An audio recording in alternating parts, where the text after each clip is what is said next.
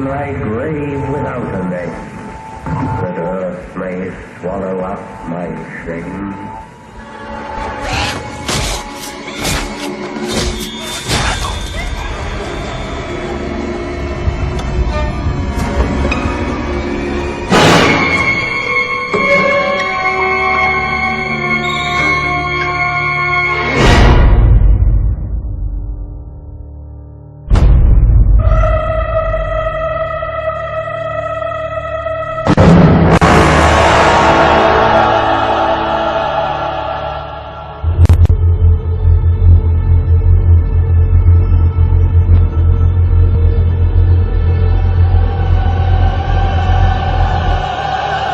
Let it begin.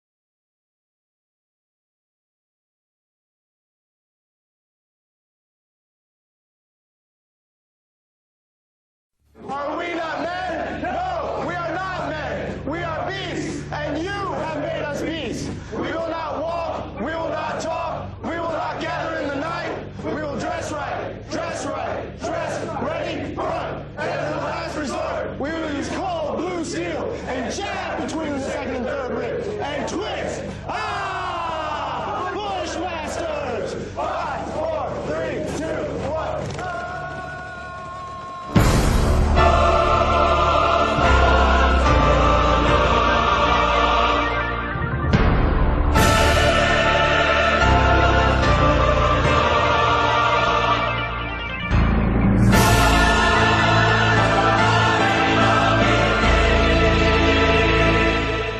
The 2.7 million people who wear our country's uniform, active, guard, and reserve, comprise the finest military in the history of the world.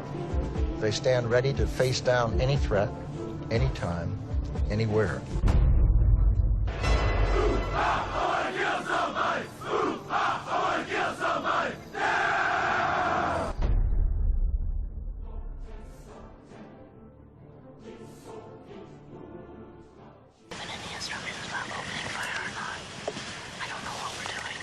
In the summer of 2005, I saw a documentary that was broadcast on the BBC. It had been made in Canada by Sarah Goodman and been funded by a Canadian broadcast company. It won Best Documentary.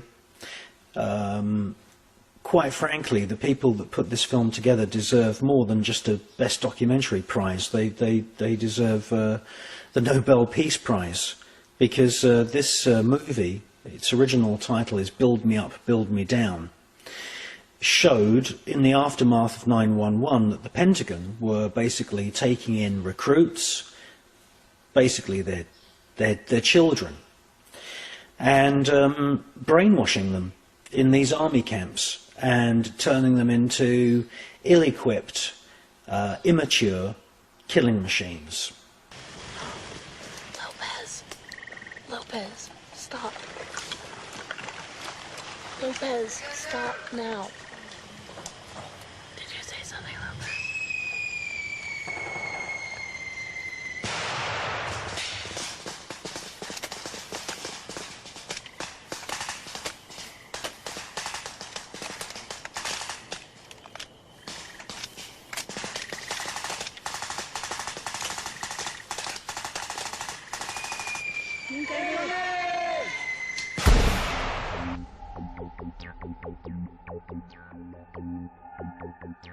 Now, at one point in this film, we see a sign saying infantry, and of course infant is a child.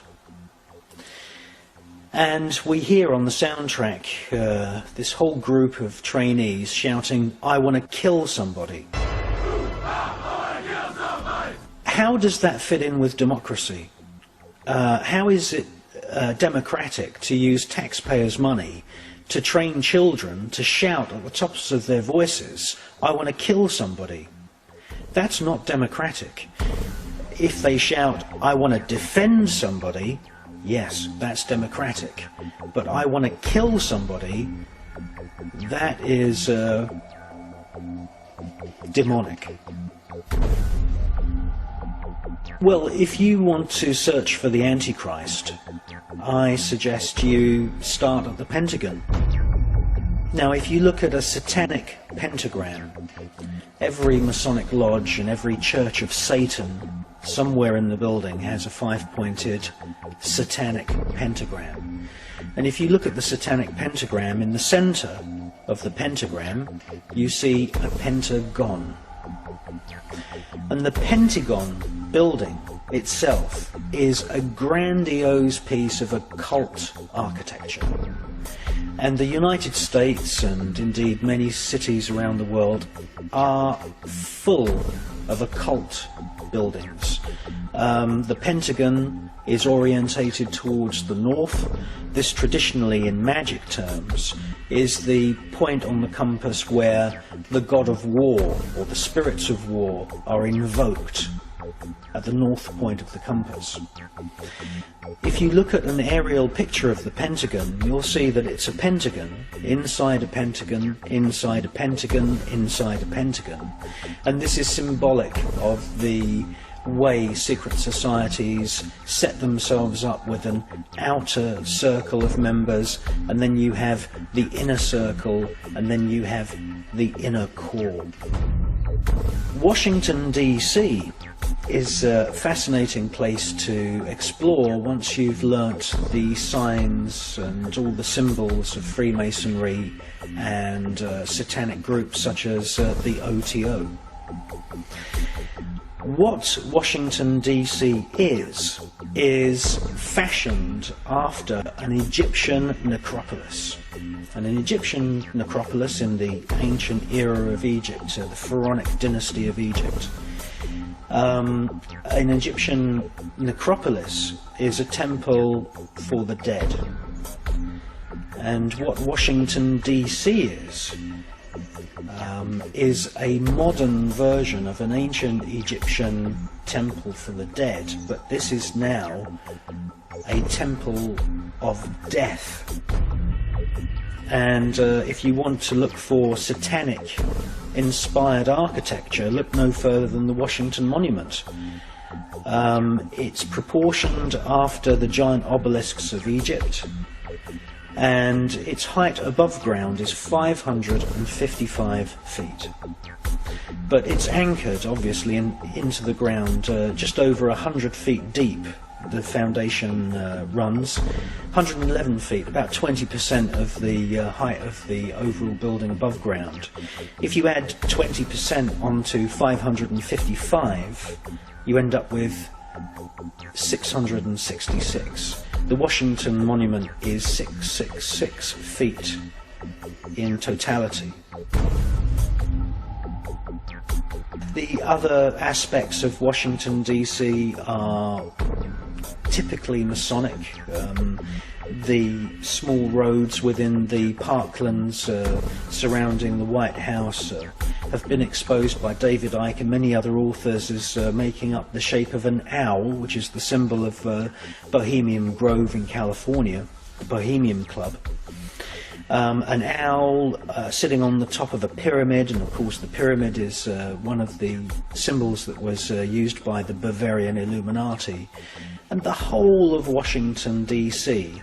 is this modern temple for death. And the death management center is the Pentagon.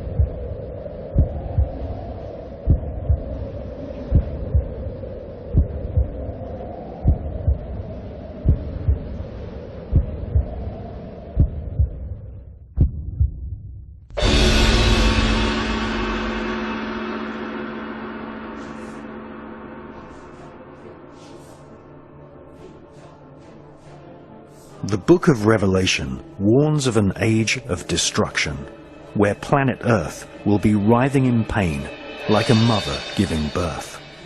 The Book of Revelation prophesies the birth of the Antichrist, who will emerge to wield great political power across the planet. The plan of the Antichrist is very simple: famine, plague, war, total annihilation of all living creatures.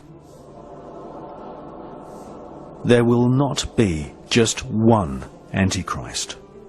The ancient texts of Islam warn us that the Antichrist, as foretold in the Quran, in which the Antichrist is called the Dajjal, will be assisted by many minor Antichrists.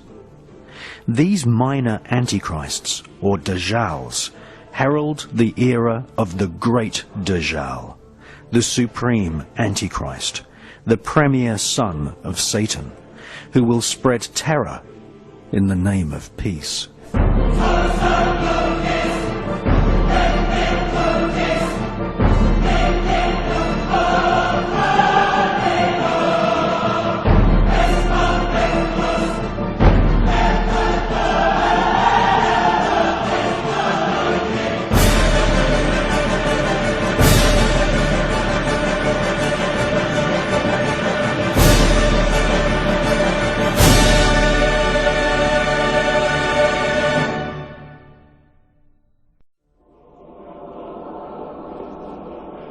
Still, to this day, it is unclear who exactly wrote the Holy Bible. But in the Bible texts, we see that the Antichrist will seek to kill the coming second Messiah. This will be done, apparently, by mass killings of children around the world.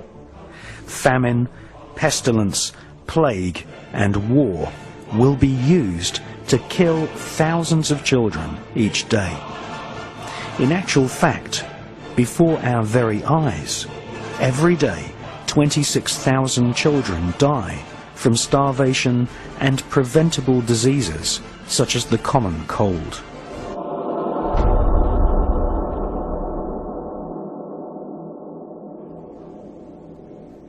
Politicians are advancing a global plan, the plan of the Antichrist. This is the doctrine of Lucifer, which Freemasons, Knights Templar, and members of the Illuminati global network of secret societies follow.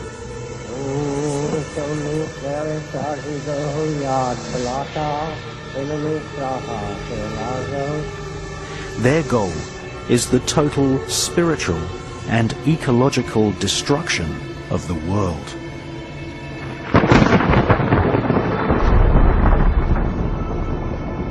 They use advanced technology to spy on and kill whoever gets in their way.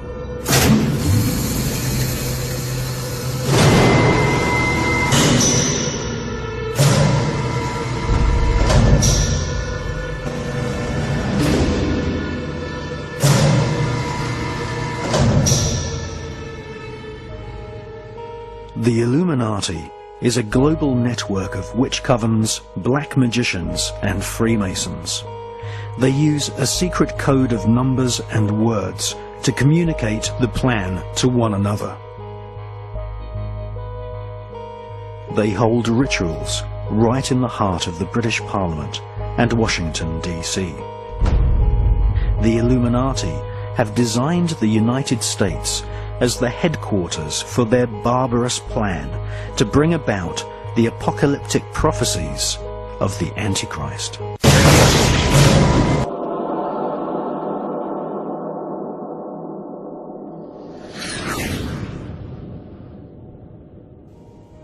This film is the true story of the Luciferian elite, the true history of the ancient Illuminati, who have created a global fascist dictatorship.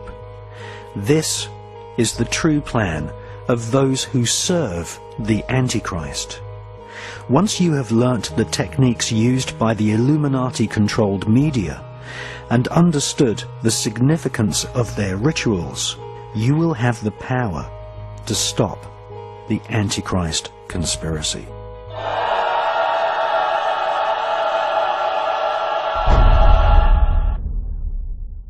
You were both in Skull and Bones, the secret society. It's so secret we can't talk about it. What does that mean for America? The conspiracy theorists are going to go I'm wild. sure they are. I don't know. I haven't seen the web. Number 322. Before we go, you and George Bush were both members of Skull and Bones, the secret society at Yale. The rule is, if someone mentions Skull and Bones, you walk out of the room. If you're both in a you're both in a presidential debate, and the moderator says Skull and Bones, do you both leave the podiums? I doubt it. You'll hang in there. I think you'll see both of us have a terrific... You know, I'd love to have a debate with the president right now.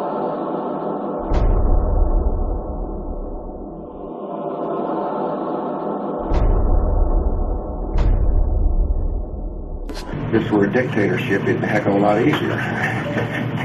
Just so long as I'm the dictator, I'm the dictator, I'm the dictator, I'm the dictator, I'm the dictator, I'm the dictator. This evilarchy does exist, and that the eye on the pyramid is the eye not only of Horus but the eye of Lucifer. And if you take a look at the symbology in London, you take a look at the Illuminati Luxor Hotel in Las Vegas, you take a look at structures all over the world, they have told us what they are doing. They have identified themselves. We are identifying the enemy. We have identified the enemy.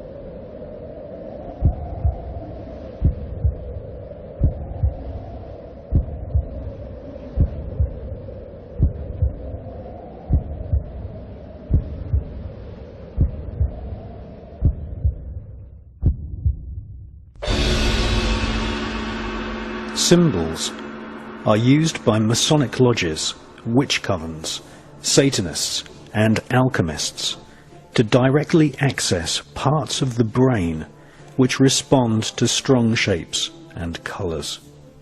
Just as the saying goes, a picture paints 1,000 words, so magical symbols can be used to convey a multi-layered message or command. The use of symbols to convey the desire or will of the magician is generally referred to as sigil magic.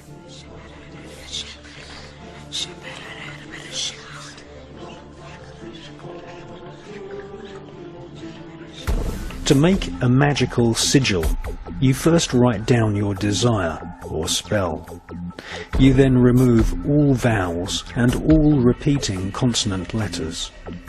You then rearrange the remaining letters into an easily remembered symbol. This symbol, or sigil, contains the original spell. Sigils are often found in company logos. Every time you watch television, visit the supermarket, or walk the street, your subconscious is bombarded with sigils. In fact, you are living in one giant sigil.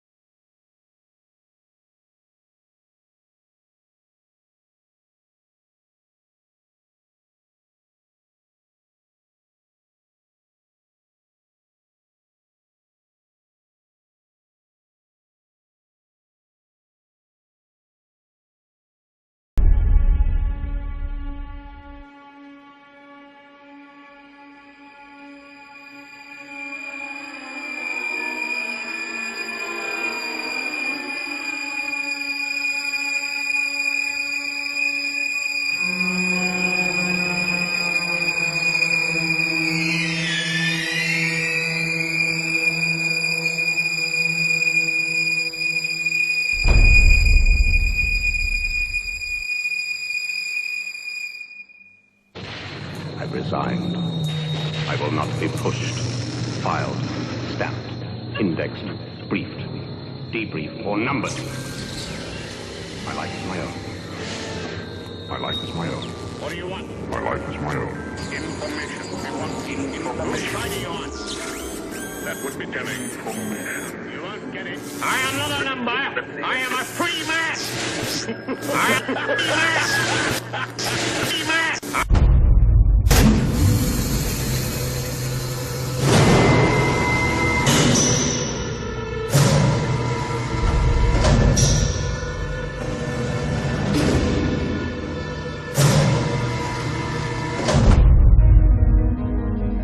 Manly P. Hall was a high-ranking Freemason who wrote The Secret Teachings of All Ages. He states that the radiation symbol is a Masonic sigil used in accepted rite Freemasonry, which represents the success of our combined plan for world domination. Magical symbols, or sigils, can also be conveyed using hand signals. In her book, Transformation of America, author Kathy O'Brien claims that she was the victim of a mind control program run by the CIA. She claims that George Bush Sr. used ancient magical hand signals to directly control her subconscious mind. She also claims that Bill Clinton was under mind control.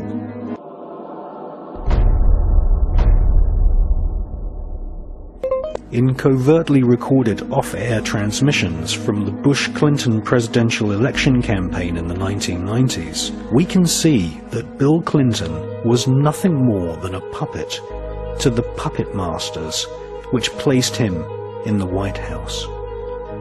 Bill Clinton's demeanor seems to be similar to a person who is under a hypnotic trance. I love you.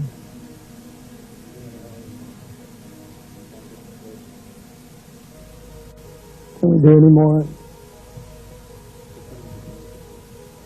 We'll do some more. We'll do some more. I'll do some more for him. Talk. We done all talk all today.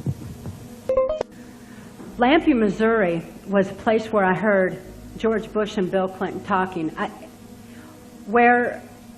From the point of view I had, they certainly were friends, and they didn't recognize any party lines between them. That's something for the, a smoke and mirrors illusion for the public. It's not something they adhere to because they had exactly the same agenda, and that was for bringing in this new world order. I heard George Bush talking at that time. He was talking to Bill Clinton, and I've since photographically recorded it and wrote it verbatim in our book. That when the American people became disillusioned with Republicans leading them into the New World Order, that Bill Clinton, as a Democrat, was going to be put into the office of president. This was decided in 1984.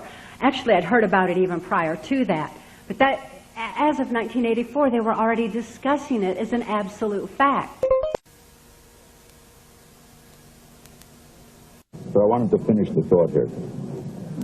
That's the one break we have to hit live. Been around the world, but it's hard to believe we're being watched in 151 countries. Crazy. Ted Turner changed the world. I'm a big fan of yours. He would serve you exactly. I'm surprised. He's ready. What's he got left in the game? After you're elected, think about it. No dope. That's for sure. Great guy to work for.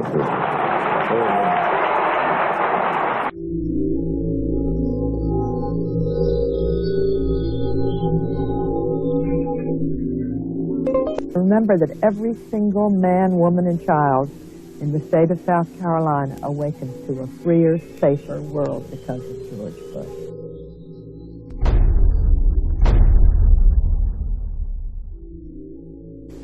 I would remind people that every single morning we all awaken to a safer, freer world because of George Bush.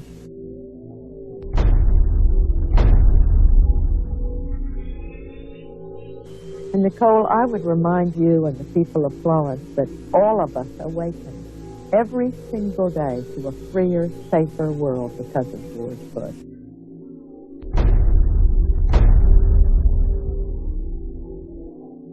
They themselves awaken every single day to a freer, safer world because of George Bush.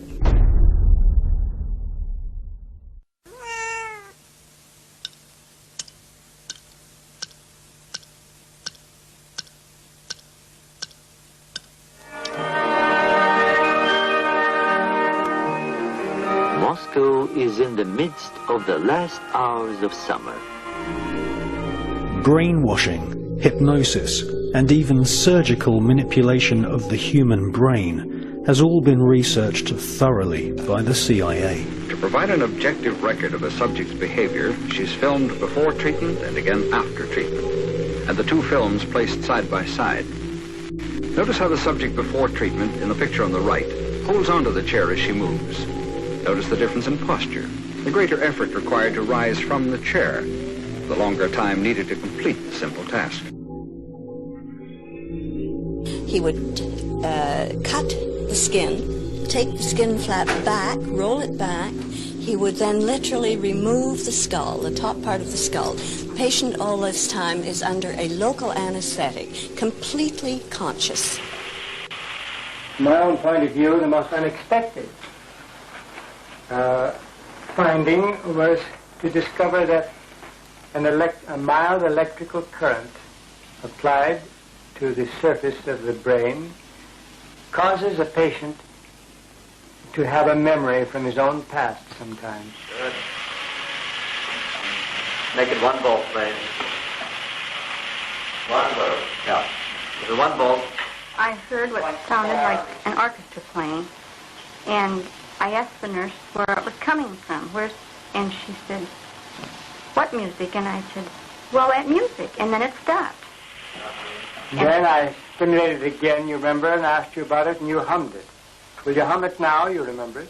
Yes. Go ahead. Da da da da da da da da da da.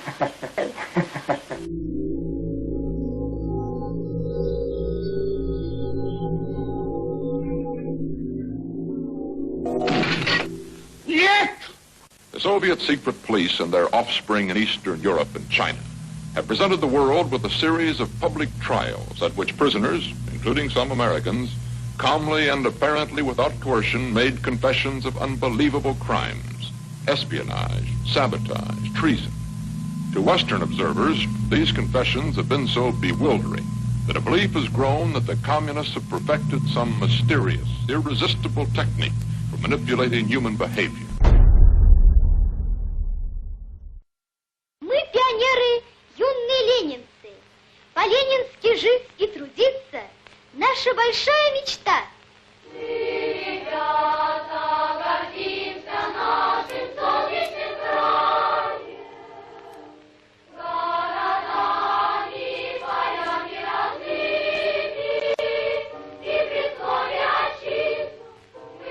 V obchodních domech Prior z nepřeberné nabídky zboží našeho trhu se vám zatočí hlava. Wendig! Schnell! Ausdauernd und robust. Ihr zuverlässiger Begleiter, der neue Trabant 601. Durch den sich bei ihr im Laufe der Jahre immer extremer herausbildenden Hang zum luxuriösen Leben nach westlichem Vorbild wurde ihre ideologische Grundposition später immer mehr aufgeweicht.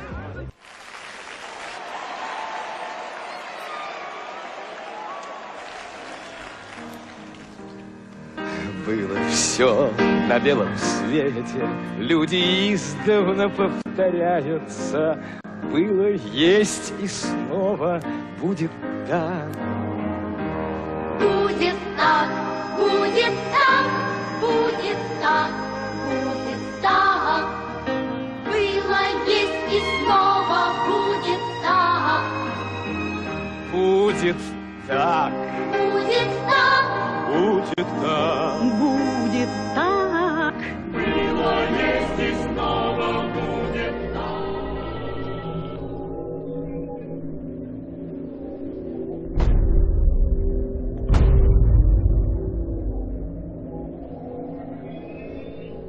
If you sat around a table and you said, right, what we need to do is we need to find some way of getting young people to see the world the way we want them to see it, so that by the time they become adults, they are completely following the reality we want them to believe in. Someone might say, well, they might not have it like, but you know the ideal thing? What we do is we have a system where we take children away from their parents at least 5 days a week, all day, from about the age of 4 and 5, and we have control of their minds until they're about 17, 18. That would be ideal. Well, of course, that's what happens. It's called the education system. Yes. And it's indoctrination.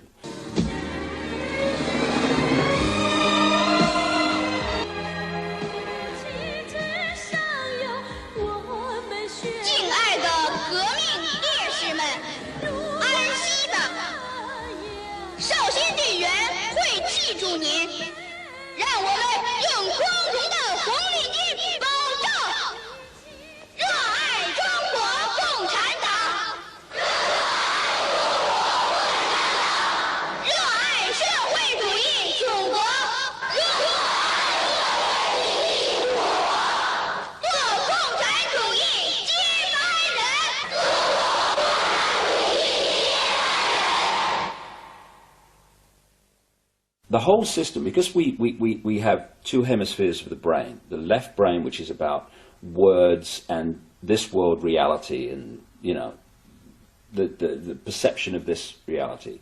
We have the right brain, which is where you get creativity, inspiration, and connection, and then you've got this corpus callosum, which connects the two. First of all, we use a fraction of our brains. Why is that?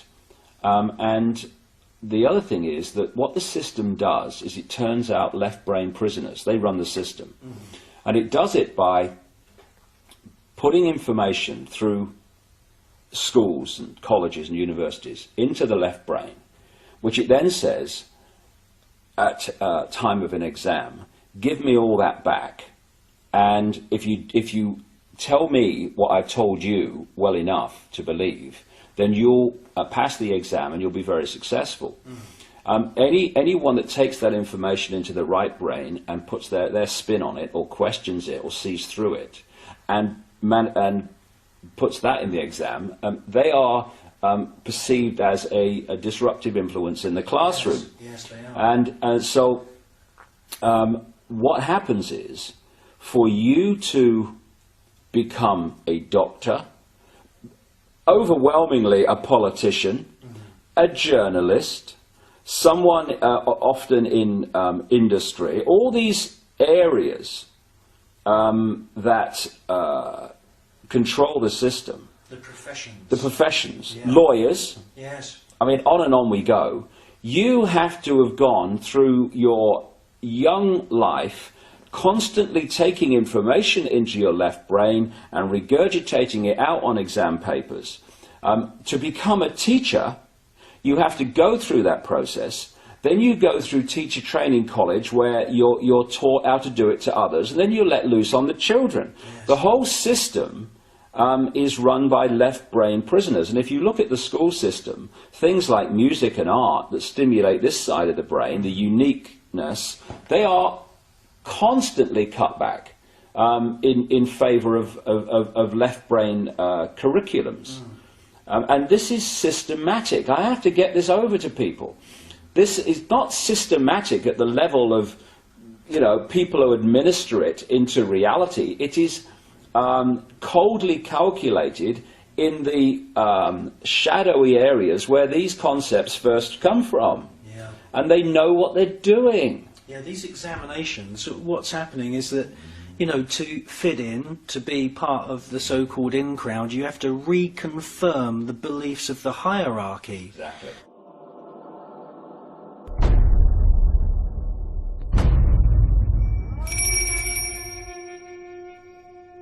The ancient kingdom of Tibet, situated high in the Himalaya mountains.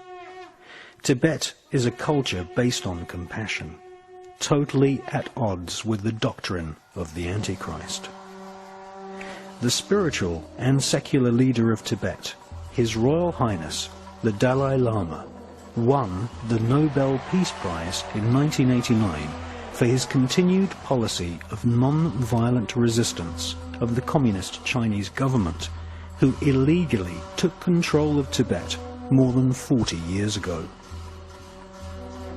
Tibet is being systematically destroyed by America's most favored nation, Communist China. Buddhist monks are being slaughtered, and there is wholesale torture of nuns and monks who defy the Chinese military and follow the pacifist, anti-war teachings of the ascended Buddhist masters.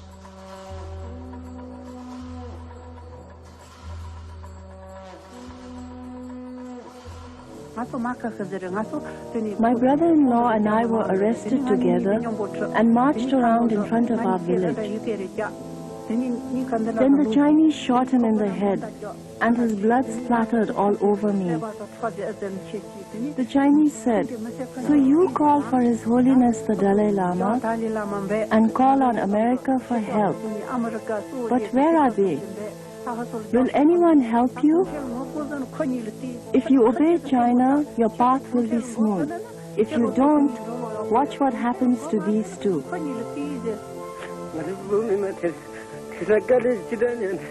The Tibetan people are suffering immeasurably under the Chinese. Countless beatings and killings.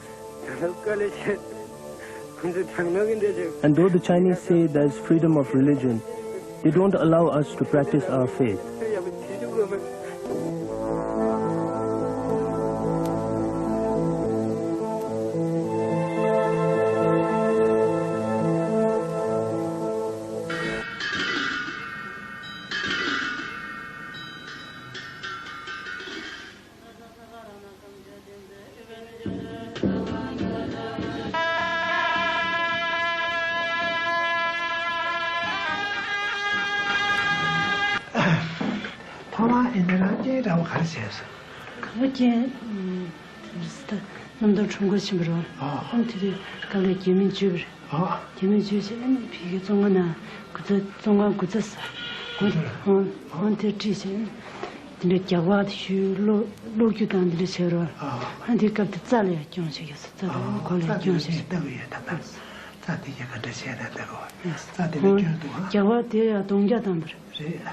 Tera dongja dansin hyo dijo le chang re do chang se dongja dan ju kona kangbe le cha den de cha ge yor wal ande kan je de de tanda ti ja de ngom bu cha yin cha de ba de le de jo ma ni za le ge do si de ni na sa shi bu jo le si a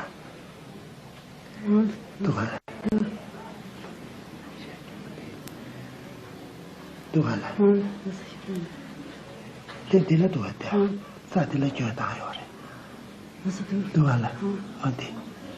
在地在的的那嘛都就是的那嘛样，再过来讲话学的。我看的那个多，我别组织过那是等的。哎，讲话学的那看清楚。讲话学呢，现在马上别，苏个车上马上别，马上别是，下来有了，下来提了讲着等不那一下去，可惜个讲话没学了，没到当年。我们的事情，这个要教我学习，这个那个路更要多了，这个要早点他我盯着，不盯着最多教些，没送是在学了，你现在对吧？就要书开始个路当去，这前面那呀，前面大今天在前天当时有了吧？教我的盯着学习，你们送的是真不当样的。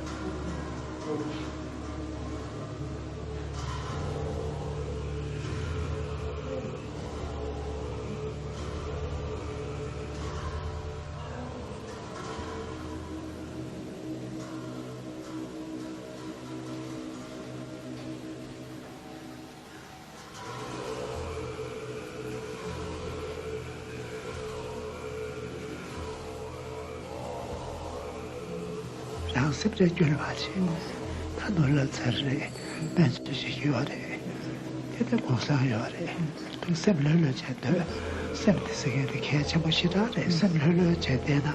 那才很多有的。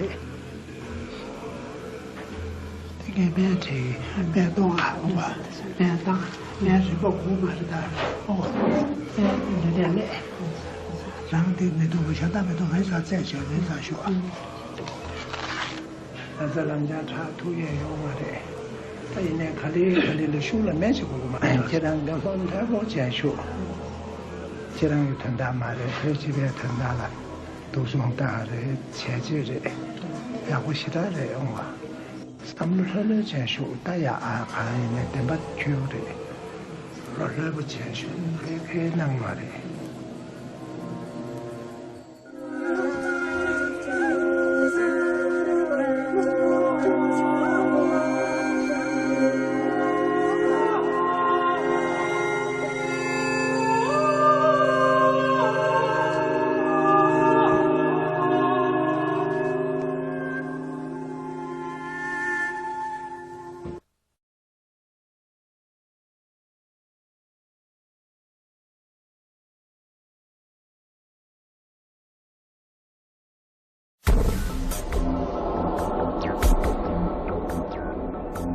The Free Tibet campaign is a worldwide movement of volunteers who wish to highlight the illegal killings and imprisonment of Tibetan people. Free Tibet! The Free Tibet campaign displayed flags during the state visit of the Chinese Premier in London.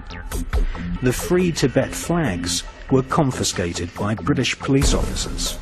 The peaceful protesters were often arrested and dragged away for no apparent reason.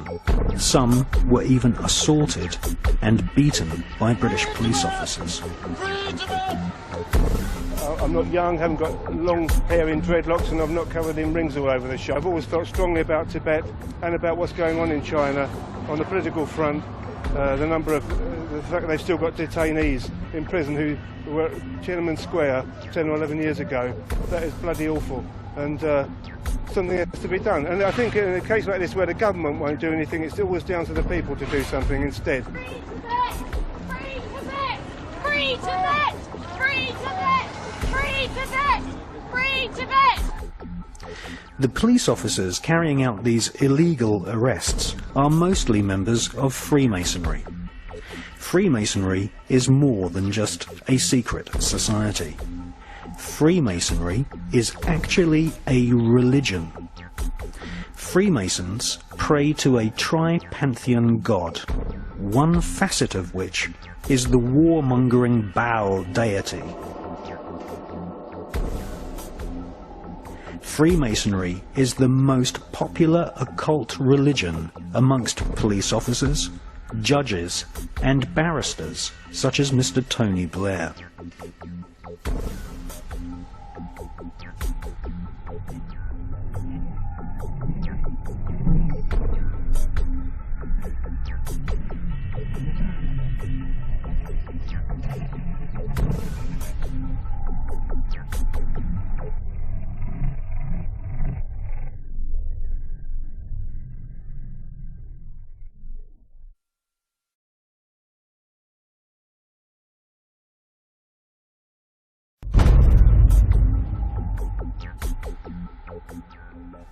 The spiritual master and head of state in Tibet is the Dalai Lama, who has written many excellent books promoting the benefits of meditation and compassion. Even though the Dalai Lama is a man of peace, he speaks good English and is recognized for his statesmanship. He was refused an audience with Queen Elizabeth of Great Britain. However, the British royal family, who have members that are active Freemasons, greeted the leader of the murdering communist Chinese government with a full state ceremony. Clements Kuby and Mike Lemley are two filmmakers who have made excellent documentaries about the tyrannical genocide in Tibet. It is clear from these films that Kurt Weidemann of the Washington State Department utterly denies the evidence of genocide against Tibet. Official U.S. policy has consistently regarded Tibet as a part of China, although an autonomous region within China. My crime was that in 1959, I signed a statement saying that Tibet was an independent country. For that, I spent 17 years in Chinese prisons and concentration camps. We have no evidence at this point that the Chinese government is engaged in any policy or in any actions aimed at wiping out the Tibetans, or in short, reflecting a policy of genocide either against the Tibetan people themselves or against their culture. I mean, Tibetans are no longer wearing Tibetan clothes. Tibetans are not talking Tibetan. All the Chinese wear Chinese. It is the blue uniform, everybody. And the monasteries are no longer a monastery, and no monks are there. They used to have mobile clinics which would go from village to village and just get the women together and get them sterilized. Or even women who were pregnant in their 9th month were made to abort their children. At one point in this interview, we see that his mind control programming breaks down. What about self-determination for Tibetans?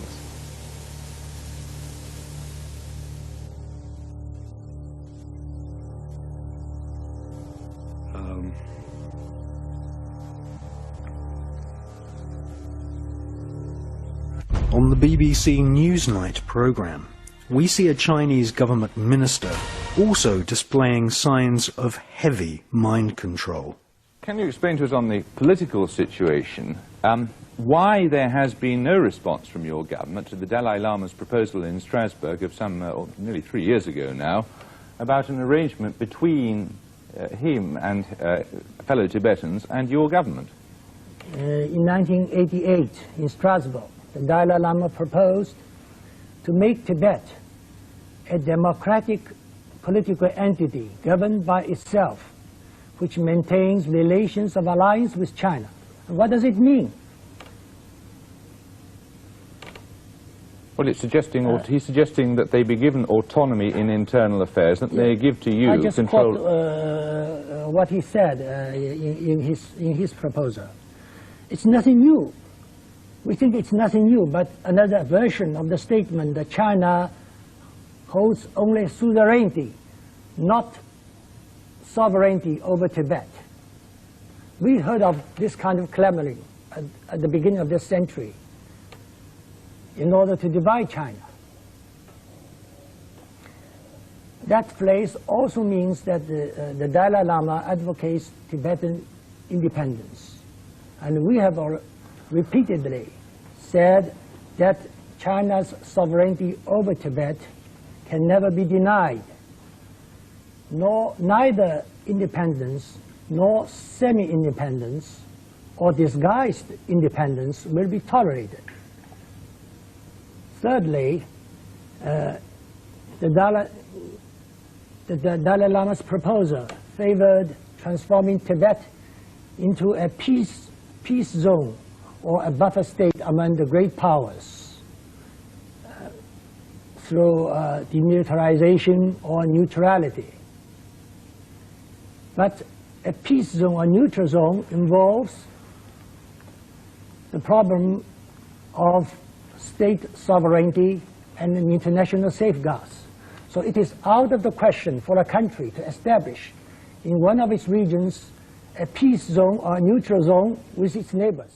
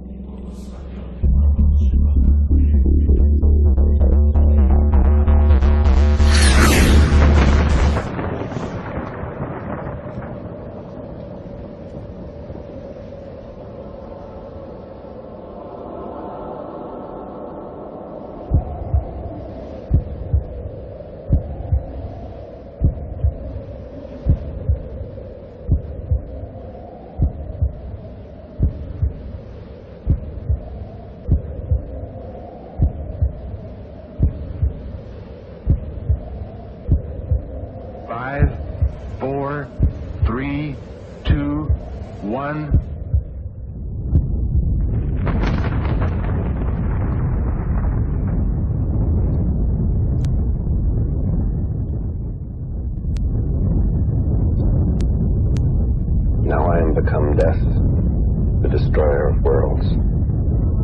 Hawati en tawi, tem jefa kau, ta pen em awef, mu f, ta f, sem f, menet f nebet.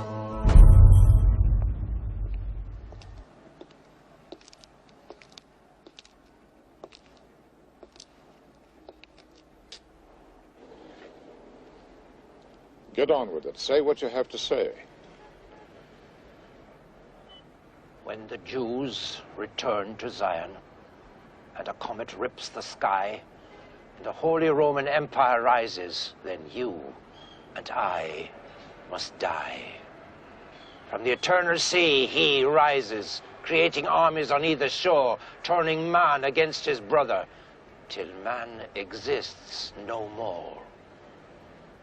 Book of Revelations predicted it all. Well, I'm not here to listen to a sermon. It is by means of a human personality entirely in his possession that Satan will wage his last formidable offense. It is said that my Go wife to was... the town of Megiddo, in the old city of Jezreel.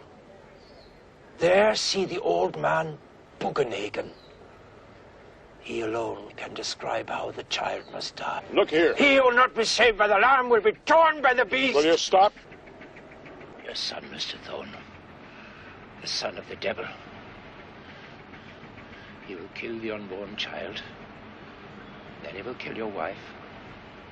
And when he is certain to inherit all that is yours, then, Mr. Thorne, he will kill you. That's enough. And with your wealth and power, he will establish his counterfeit kingdom here on earth, receiving his power directly from Satan. You're insane. He must die, Mr. Thorne. Go to the city of Megiddo. See Bugenhagen before it's too late. You see me in hell, Mr. Thorne. There we will share out our sentence.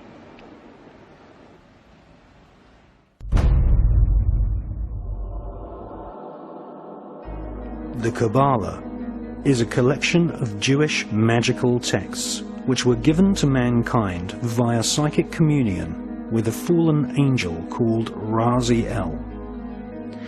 Raziel is one of a pantheon of so-called fallen angels who serve the light-bringer Lucifer. The Kabbalah describes the many angels and demons who inhabit the spiritual realm.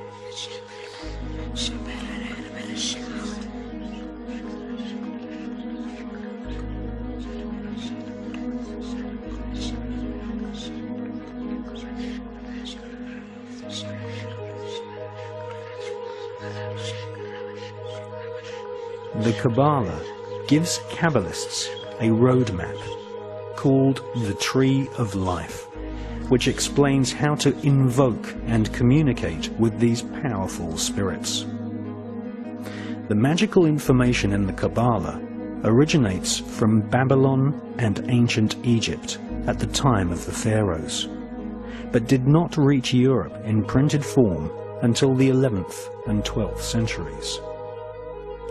The sacred books of the Kabbalah are just a few thousand words long, but they contain complex descriptions of a spherical Earth, parallel universes, and the atomic nature of matter, ideas which have become common doctrine amongst modern physicists and astronomers. How could such complex information be contained in a group of ancient texts barely larger than an average magazine? The answer is that the Kabbalah is written in code. Codes are used to conceal multi-layered complex information which would later be studied by medieval alchemists. Sir Isaac Newton and many leading scientists studied the rich occult sciences within the Kabbalah.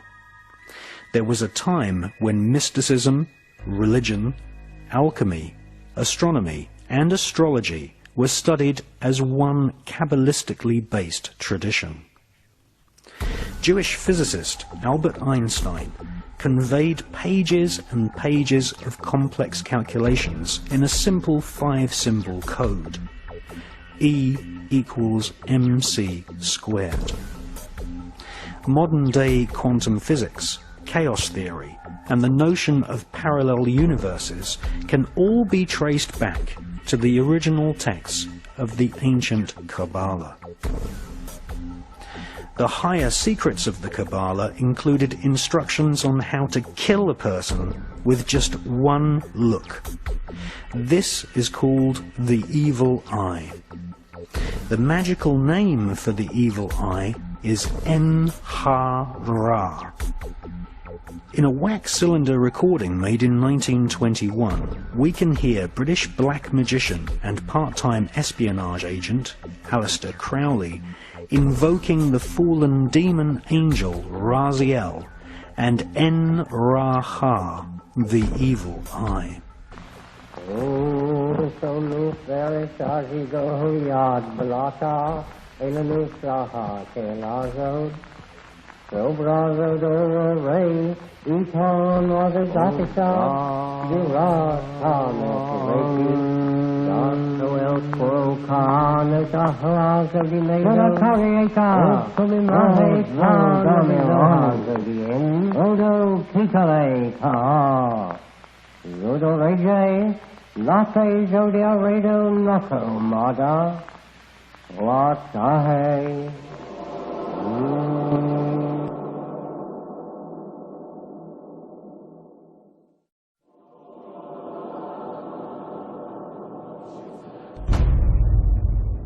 Since medieval times, the Jewish people have been considered a race of magicians.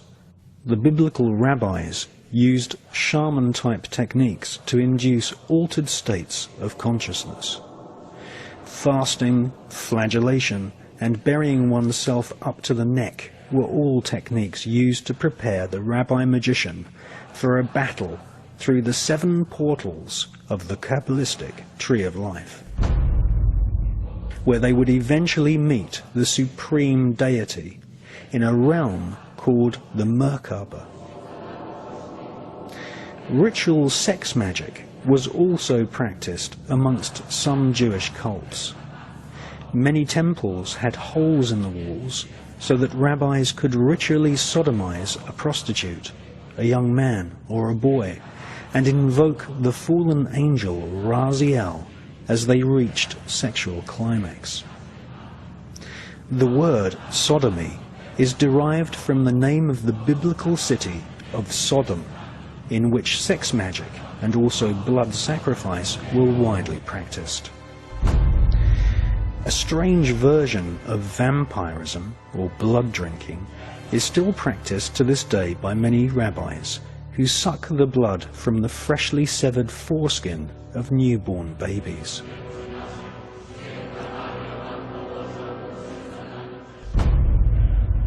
Much of the ritual we see in the modern-day Catholic Church, such as the symbolic eating the flesh of Christ and the symbolic drinking of his blood, are derived from ancient Jewish rituals in which different forms of vampirism and blood sacrifice were an accepted part of this occult tradition. After all, the Pope does wear a Jewish yarmulke.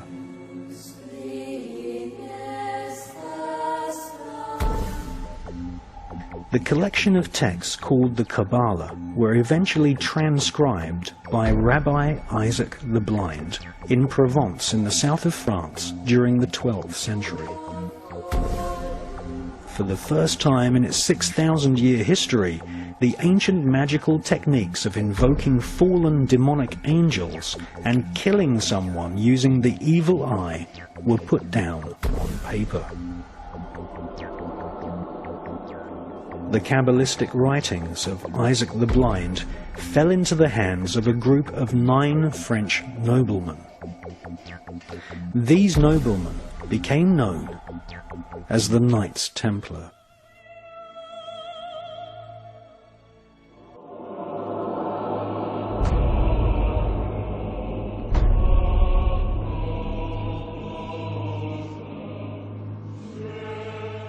The word cabal, meaning a group who conspire together, comes from the word Kabbalah.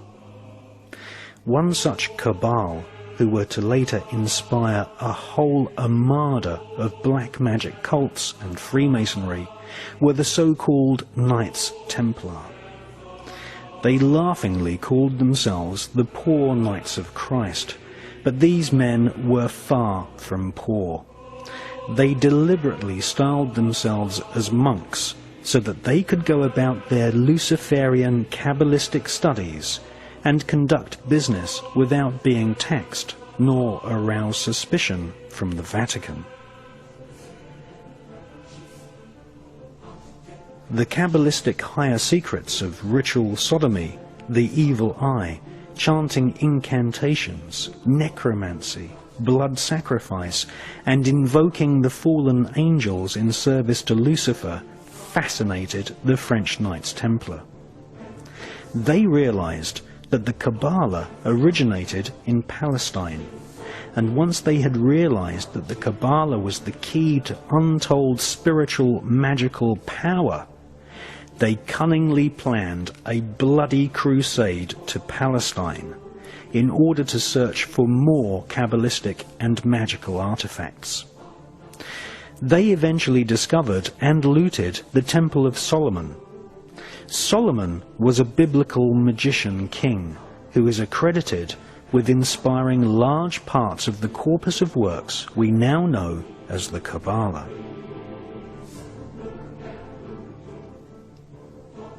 The Knights Templar arrived in Palestine with one main goal: to stop the Muslims from gaining any knowledge about the Kabbalah. Historical Islamic oral accounts from the 12th century testify to a sickening crusade of plunder, torture, murder, and sexual depravity. The Knights Templar, once they had discovered the magical teachings of the Kabbalah, were dedicated utterly to destroying its origins so that they might hold its secrets exclusively. Archaeologists have found ample evidence of tunnels constructed by the Templars in Jerusalem. They are widely believed to have found and brought back to Europe the fabled Holy Grail. The so-called Holy Grail is actually a set of higher magical teachings. It is not an object, but a piece of information. Utterly Kabbalistic in its origin, the Holy Grail is the highest Kabbalistic secret. That is, that physical matter can be transformed molecule by molecule by the use of incantations of ancient Hebrew letters and numbers, and that the nature of reality is really an illusion.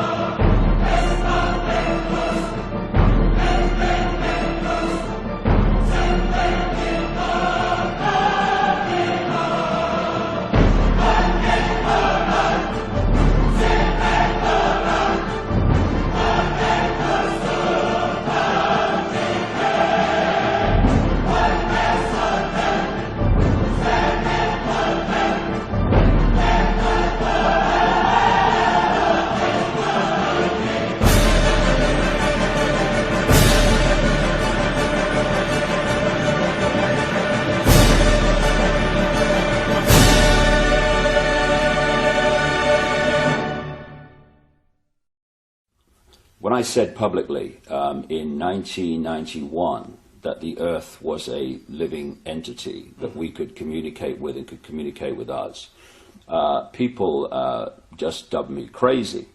And now we're seeing scientists who have studied this coming to the same conclusion. Yes. The bottom line is this: everything is conscious. What we call creation is like an ocean of infinite energy, which is manifesting itself in different forms. It's like we may perceive ourselves as droplets, if you like, individuals. But if you put a droplet in the ocean, where does the droplet end and the ocean start? The ocean is the droplet is the ocean, and it's the same with us. You may look as you do, I may look as I do, that wall may look as it does, but they're all expressions of the same energy field, manifesting in different ways. So, of course, the planet itself is a living, thinking, emotional entity. And we are interacting with that energy field. And one of the things the Illuminati have set out to do and are trying ever more to do in the period we're experiencing now is to bring the vibrational state of the Earth's field, the Earth's consciousness, to as low a point as they can. Because we, as human beings, are living in that energy field. And it's very simple. If you affect the sea, you affect that which lives in the sea. And so the more that they can lower the vibrational state of the planet, the more it becomes, if you like, treacle-like density. The more we living in that energy field are pulled into that state. When you have the wars and the environmental destruction and all these things that cause tremendous negative emotional energy, then you are lowering the vibrational state of the planet, you're lowering the vibrational state of the people, and you're basically holding them in a vibrational prison, which makes it much more difficult, not impossible, but much more difficult for them to hold connection out into the infinite beyond, where they can be in this world, but not of it in terms of their perspective of reality. If you disconnect people, and hold them in this density, hold them in this illusory reality, they are in this world and they are also of it. And therefore, the only information that they have to get a fix on how they see life themselves and reality in general is through the eyes and the ears. And who controls that? The Illuminati control that, through what we laughingly call the education system, the mainstream media across the planet. And that's what they're trying to do. They're trying to disconnect us from multidimensional infinity so that we don't see the world from that perspective, and therefore see through the illusion and see through the nonsense and see through the lies. And then once they've disconnected people, they then program this lower level of our consciousness with a reality that suits them. And this is why people who have had a different perspective on life, a different perspective on reality, who have held that connection to some extent out into the infinite, and have expressed that view, expressed that vision of reality and possibility here, they're the ones that are dubbed crazy, lunatics and dangerous. Why? Not because they are, but because from the point of consciousness that they are perceiving this world, to people who are here, the vast majority, that is just crazy. I mean, if you said to people, is that table solid? They say, of course it is. Well, it isn't. It can't be. It's made of atoms, right? And atoms are not solid. Tell me how it does that. Our minds do that by turning vibrational fields into apparently physical objects. The denser the vibration, the slower the vibration, the more dense that we decode that into what appears to be a physical object.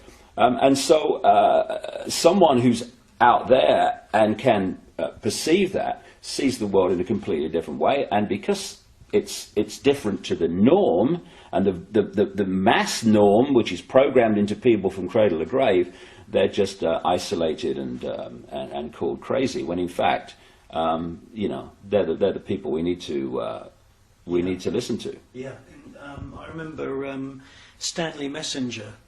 He said to me once that there are no objects, there are no things. Everything that, like for example, the wooden table, everything is an event, because once that was a tree, and in years to come that will be thrown away into a skip and it'll end up decomposing somewhere.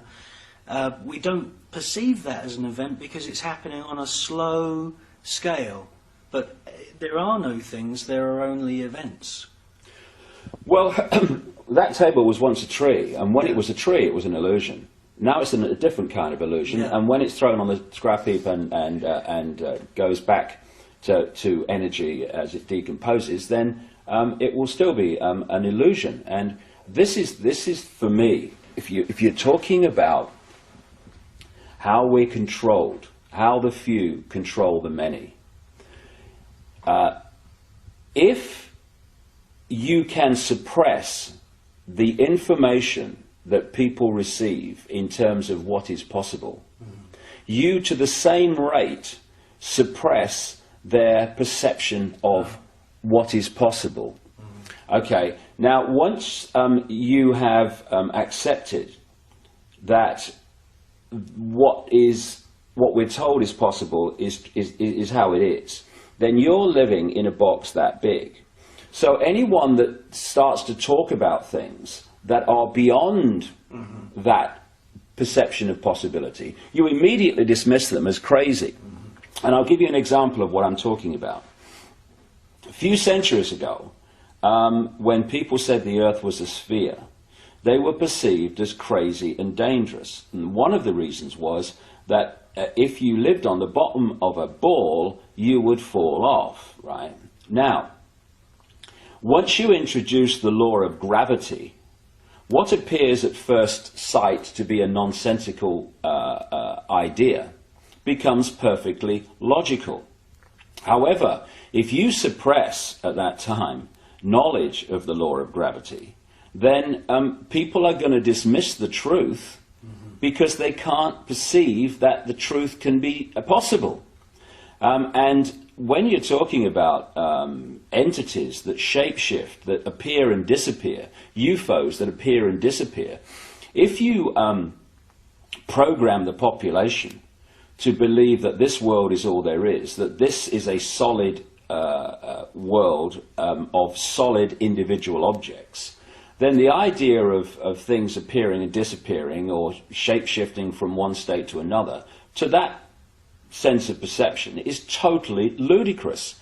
But once you introduce the suppressed knowledge, which is that this world is not solid, and what we're living in is basically symbolically a radio station, in terms of all the radio and television stations broadcasting to this place now are all existing in the space that I'm sitting in. I can't see them. They are not aware of each other unless they're really close on the dial, because they're on different frequencies. And if I'm on or something else is on a different frequency, a seriously different frequency to that wall, then I can walk through it, or something else can walk through it. Just as if I turn my radio on now, I tune into a radio frequency broadcast that's coming through this wall or this window. And so this reality that we think is so solid and all that there is actually like a radio station. And this physical body, this holographic illusion, locks us in, tunes us in like a radio to this radio station, to this reality.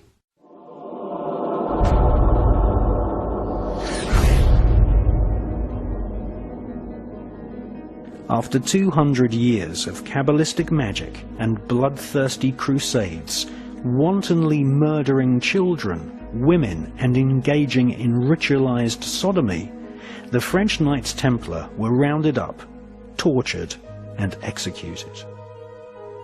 Many confessions told of the Knights Templar monks ritually sodomizing each other, invoking evil spirits, and implanting these spirits into animals such as cats.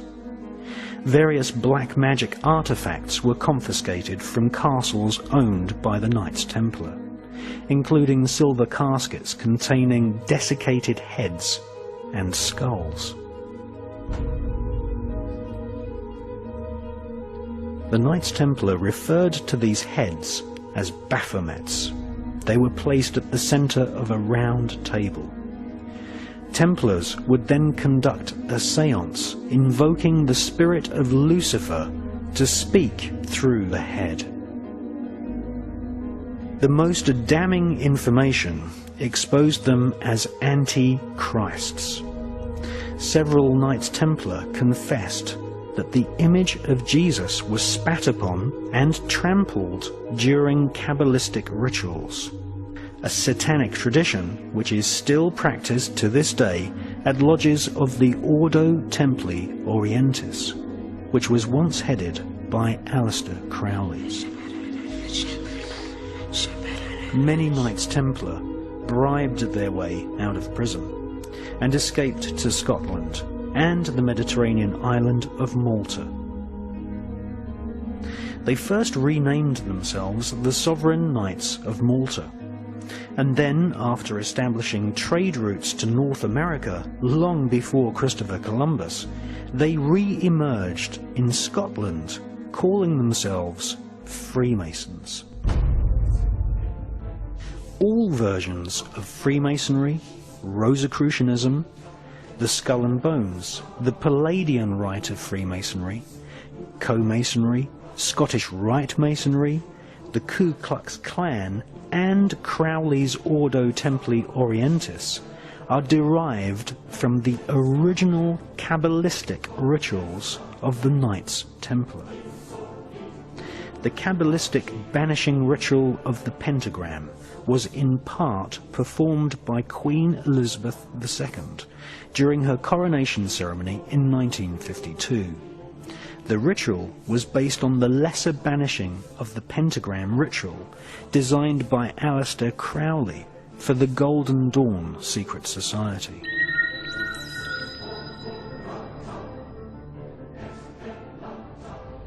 There comes now yet another ancient ceremony.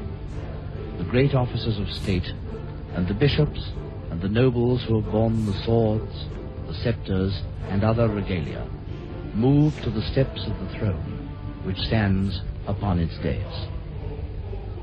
This throne, like the raised floor of the theatre itself, is descended from those days 1500 years ago, when the early kings sat for their crowning upon a mound of earth.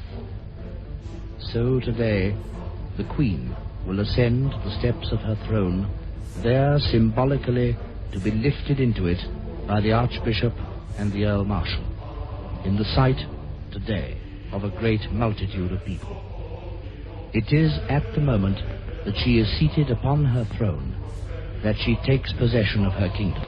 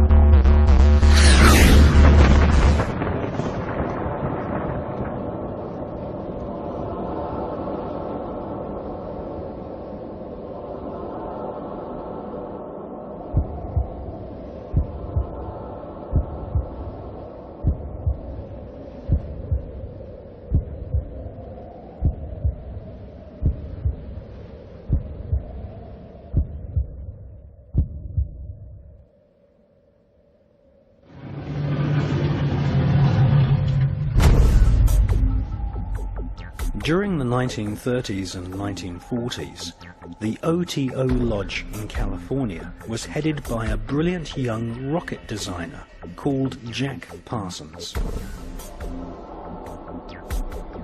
Jack Parsons developed patented rocket technology, which is still in use by NASA to this day. NASA named a crater on the dark side of the moon in honor of Jack Parsons. Jack Parsons worked during the day to develop rocket propulsion systems which would serve NASA's space program, which was controlled by ex-Nazi SS officers such as Werner von Braun, who had been brought to the USA by the CIA's Project Paperclip. At night, Jack Parsons would hold sex magic rituals in his house in Pasadena and initiate fellow scientists at the Los Alamos Atomic Bomb Laboratory.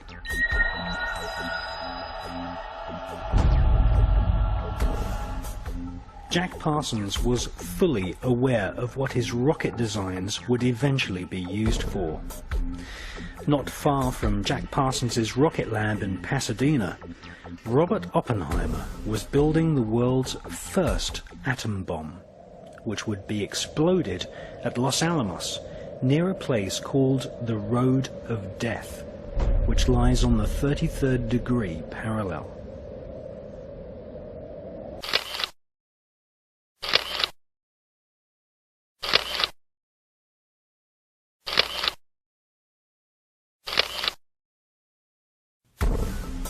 Once installed as the head of the OTO's American operation, Jack Parsons conducted a giant satanic ritual, aided by a fellow OTO member with the codename Freighter H.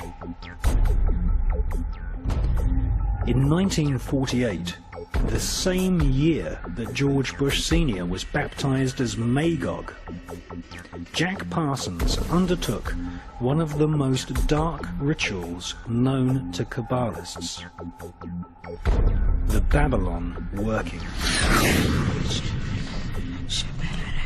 This ritual requires the initiate to visualize the Kabbalistic tree of life, with its 10 spheres and 22 connecting pathways. Between the top 3 spheres and the lower 7 spheres, there is the so-called abyss, the place where one's personality, possibly even one's sanity, is potentially destroyed. If the initiate successfully spans the abyss with personality intact, then he becomes a black brother of the Kabbalah, a black magician of the so-called left-hand path. In the tradition of Judaic mysticism, these black magicians are utter evil and are in themselves pestilence.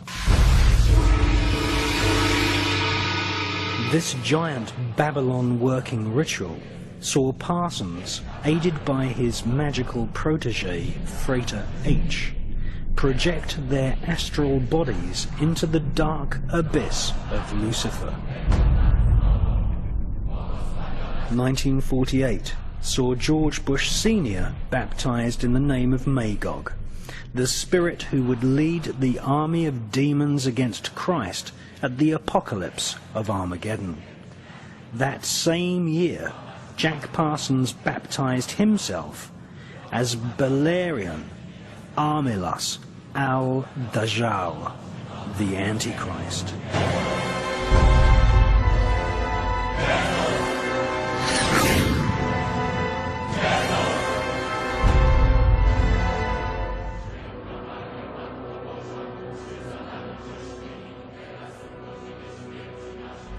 Parsons took on the ancient Judaic teaching that Christ and his church were the enemy of civilization, and that they had to be destroyed.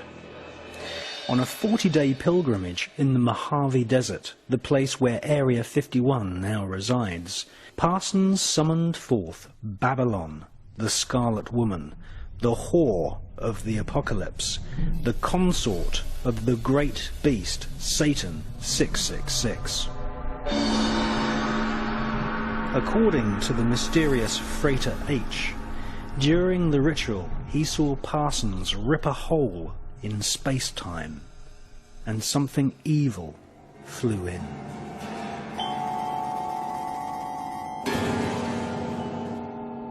So who was the mysterious Freighter H? None other than the author and inventor of the new cult religion of Scientology, Mr. L. Ron Hubbard. Former initiate of Aleister Crowley's OTO, Hubbard wrote a so-called sacred text called Dianetics, which now has an inspired following of evangelical millionaires in Hollywood, just as the Kabbalah training schools are now brim full of people who had their interest in these Judaic magical techniques inspired by Britney Spears and Madonna.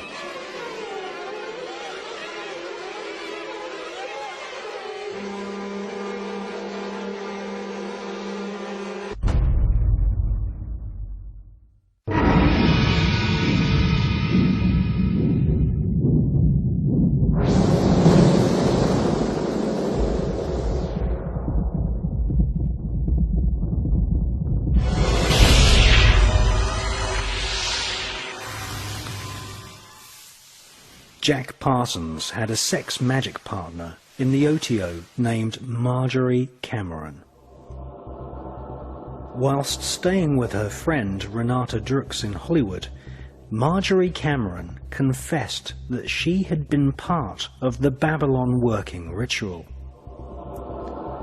She said that it had been devised by Jack Parsons, L. Ron Hubbard, Aleister Crowley and Manhattan Project scientists based at the Los Alamos Atomic Bomb Research Unit, headed by Jewish scientist Robert Oppenheimer. Marjorie Cameron confessed that during the Babylon working ritual, assisted by L. Ron Hubbard, Jack Parsons had sexually impregnated her at the point when the spirit of the Antichrist was bestowed upon him. Cameron Parsons had been made pregnant with the child of the Antichrist.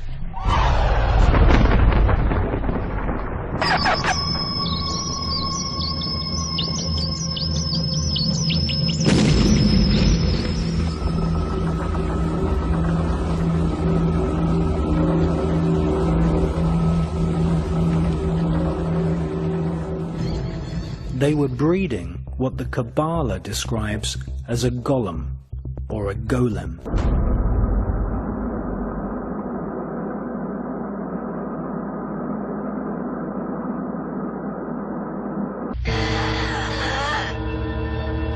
Oh, you are sick.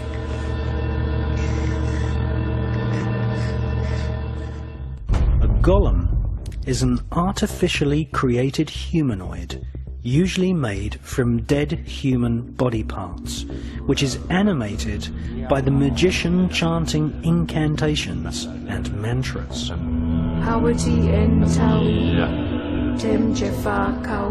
These magical voice sounds are what Kabbalists call twilight language.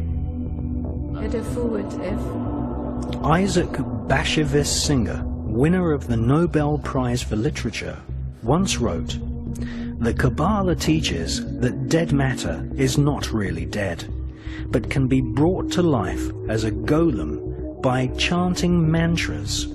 The Talmud speaks of Rabbi Rava, who had the power to create golems. We are living in an epoch of golem makers right now."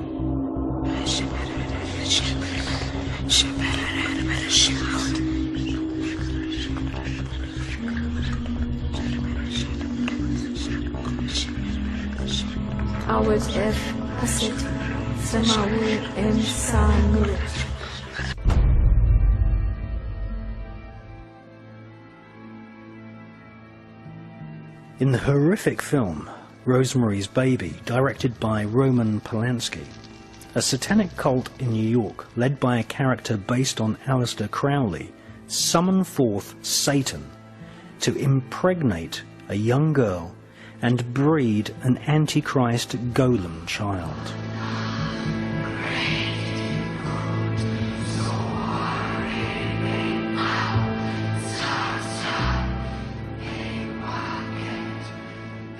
Notice that Satan's body is partly reptilian.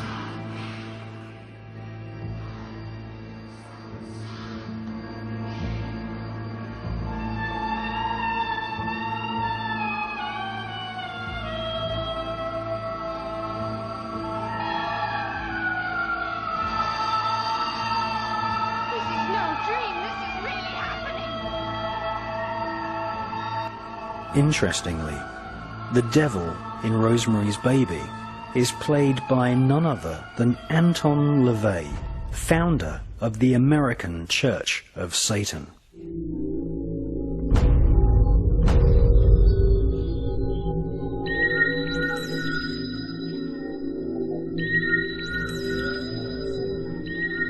Jack Parsons told his former master that the fetus of the golem was later extracted from the womb of Cameron Parsons by government agents who delivered the fetus to a special team at the Manhattan Project atomic bomb facility. And if you take a look at what Alex Jones is doing on video, a friend of mine who's got a talk show in America, he's going out into places like the Bohemian Grove.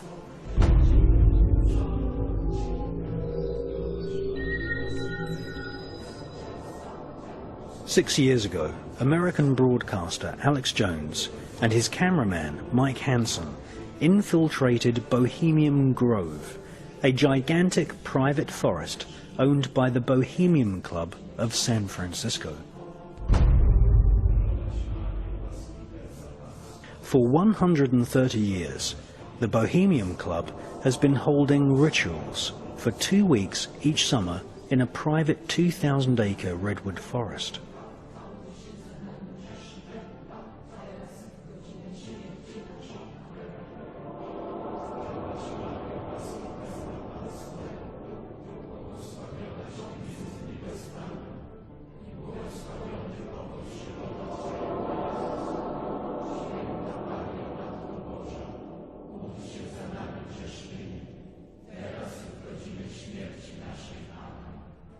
There was a surprising development in the summer of 2005. A Bohemian Grove employee decided to videotape some of the activities in the Grove and to give us the footage. The footage you're seeing was shot on a tiny digital camera, so the quality isn't the best, but the images are powerful. The individual that gave us this footage asked that we not release their name. Our source was able to confirm what we had seen in internal Bohemian Grove documents and annals, that the elite of the elite attend the Grove.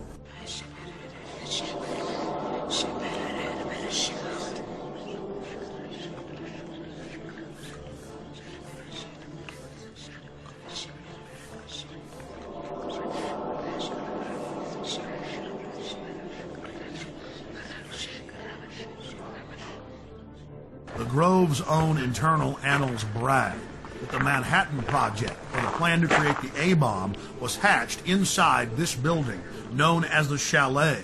The Strategic Defense Initiative, better known as Star Wars, was also the brainchild of Grove members and was born inside the Chalet.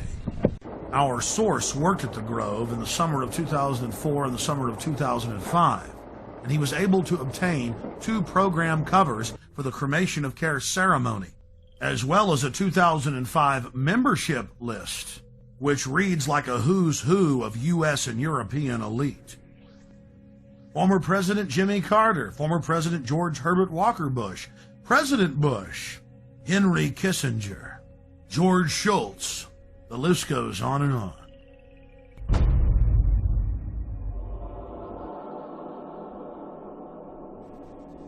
when it came to create the modern equivalent of the Philosopher's Stone, to master alchemy at its highest level, changing one element into another, changing uranium into plutonium, one of the highest secrets of alchemy. Where did the S1 Uranium Committee of the Manhattan Project meet?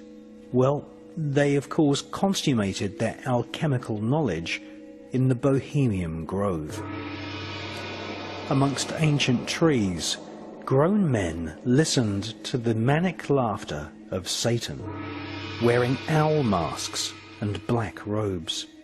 It was here, at Bohemian Grove, that the consummation of thousands of years of alchemical atomic research took place.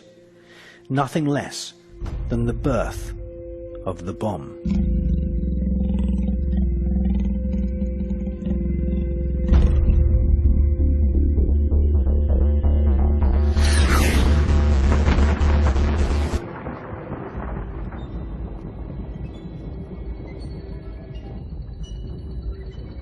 American author Michael Hoffman, in his book Secret Societies and Psychological Warfare, speculates that the golem fetus may have been placed inside a giant 25-foot long, 12-foot in diameter canister, which was photographed at the Los Alamos atomic bomb test range.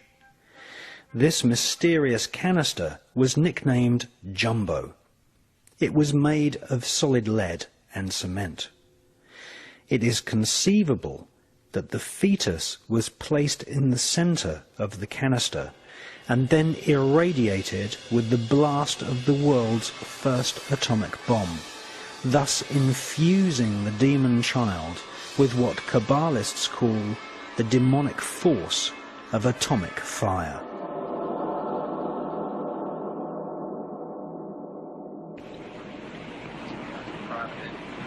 You have a grandstand seat here to one of the most momentous events in the history of science. In less than a minute, you will see the most powerful explosion ever witnessed by human eyes. The blast will come out of the horizon just about there. And this is the significance of the moment.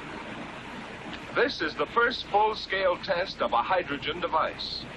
If the reaction goes, we're in the thermonuclear era. For the sake of all of us, and for the sake of our country, I know that you join me in wishing this expedition well. It is now 30 seconds to zero time. Put on goggles or turn away. Do not remove goggles or face burst until 10 seconds after the first light. Minus 15 seconds. Minus 10 seconds. 5, 4, 3, 2,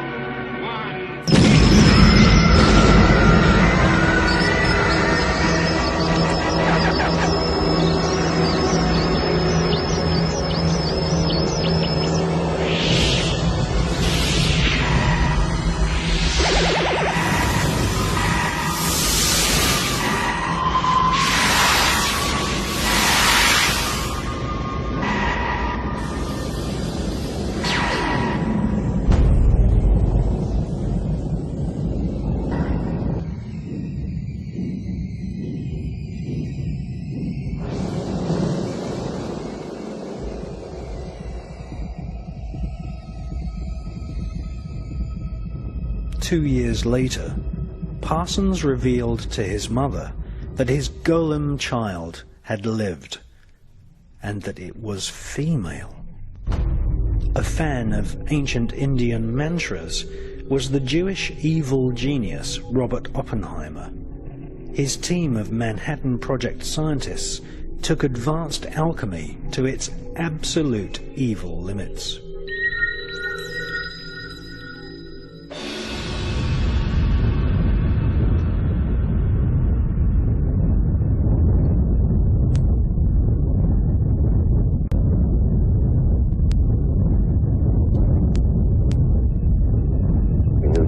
Not be the same. Few people laughed. Few people cried. Most people were silent. I remembered the line from the Hindu scripture, the Bhagavad Gita. Vishnu is trying to persuade the prince that he should do his duty, and to impress him takes on his multi-armed form and says, "Now I am become death, the destroyer of worlds, the destroyer of worlds, the destroyer of worlds." Robert Oppenheimer and his Jewish scientists, the 4 horsemen of the apocalypse, named the first atomic bomb Trinity. Was this in reference to the Christian Trinity? Or is it a veiled reference to the great beast, the Scarlet Woman, and the Antichrist? Welcome to what Aleister Crowley called the Eon of Thelema. Thelema is the Greek word for willpower. This, as we shall see in the 3rd volume of the Illuminati, is the age of Thelema, where the whole of humanity is being processed, bombarded with images of death. This is the new world order.